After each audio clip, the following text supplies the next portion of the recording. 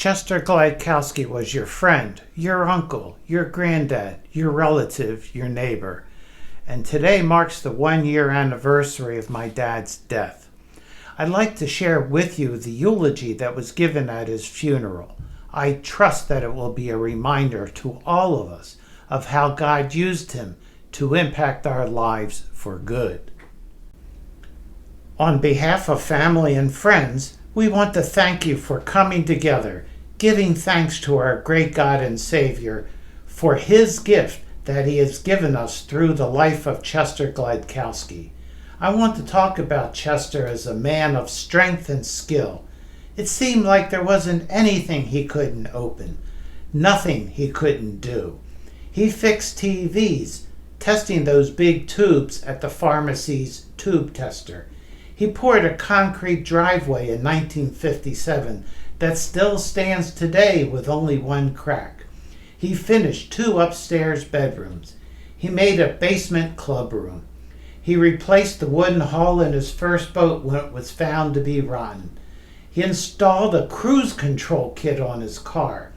These and many more things he did with skill, determination, and an iron will to save money. If I had to summarize Chester's life in one word, that word would be work. He worked faithfully for Otis Elevator for more than 40 years. He worked in our backyard making a large garden that fed us with tomatoes, cucumbers, red beets, and a whole host of other vegetables. Another side of Chester's working came out in fishing and crabbing. They weren't so much a fun thing, but a work thing. A way to provide food. His fishing clothes were a well-worn Otis Elevator uniform. He always got up early, pulled the bait and ice from the freezer, loaded up the car so we could always get an early start. He carried 2 5-gallon gas cans down and refueled the boat. He was the skipper, and I was the first mate on the bow, ready to drop or pick up the anchor at his command. But my favorite memory is watching Rita and Chester together dancing. It's how they met. They were good dancers individually, but together they were magic. I clearly remember one wedding reception where everyone was having a great time of celebration. And sometime during the festivities, the band played a polka. Everyone at the table encouraged them to dance. Not wanting to disappoint their family and friends, they got up. Reaching the edge of the floor, they moved together. Chester took Rita's hand in her waist. Rita put her hand on his shoulder. Then they started moving up and down to catch the beat together. And then they were off. Slowly at first, and then picking up speed, moving side to side, then spinning, moving with grace and ease. People started to come off the dance floor to watch and cheer. Their faces were alive with joy as expressed in their laughter. When the music ended, there were smiles and applause all around as Rita and Chester, with beads of perspiration on their foreheads, sat down for a well-deserved beverage. After the dance, when Rita had caught her breath, I asked her, "Mom, how do you do that? How do you know when and how to move together?" She leaned over and told me a most important life and spiritual lesson. She said, "Chet, we talk to one another through our hands." I said, "Mom, what on earth do you mean?" Rita said, "When Dad wants us to go in a certain direction, he gently tugs on my hand or gently pushes my waist, and I follow his lead. When I think we should go in a certain direction, I tug on his hand or his shoulder. He then decides we should go that way or not. I then follow his lead. You see, only one of us can lead."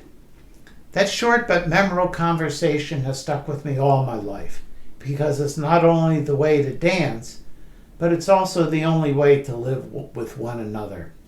And most importantly, the only way to live with and for God. He wants to take our hand and lead us as we dance through this life with him.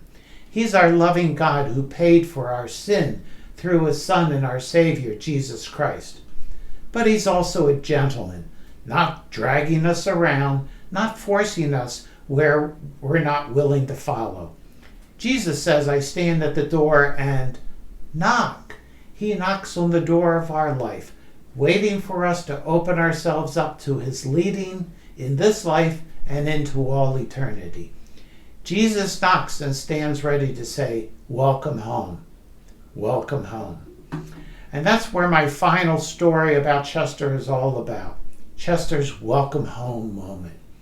Chester grew up in a church, but in the span of a couple of years, Chester lost 4 members of his family. His youngest brother, Ike, died at the age of 12 from an infection caused by a ruptured appendix. His father died while Chester was at sea during World War II. He didn't find out about it for more than 4 months. His brother John died in a car accident while in the service. And another brother, Alphonse, died of starvation in a POW camp.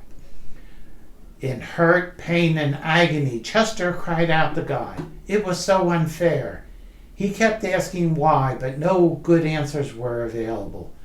He turned that hurt inward until bitterness toward God filled his heart.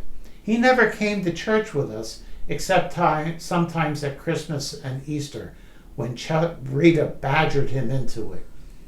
More than 40 years passed, and his bitterness toward God had set harder than the concrete in our driveway.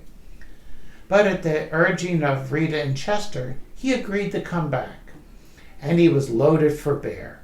He was ready to be put down. He was all set for the rules and regulations to be thrown in his face. He was expecting someone to try to make him feel guilty.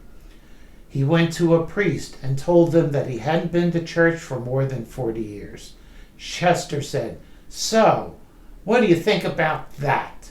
He was all set to be blasted as a sinner, but he wasn't ready for what happened next. His priest smiled and said, "Welcome home. Welcome home." He wasn't expecting that. He was expecting condemnation, guilt, shame. But welcome home?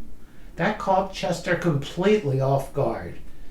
It was a terrific living picture of God's love for Chester and every one of us. God says, welcome home to you and to me.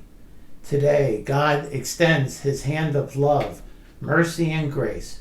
Today, God says, welcome home to you. He's knocking at the door. Will we open that door to our life, inviting him to be our God, our Savior, our Redeemer, the Lord of our life, the one who died that we might live? Thank you.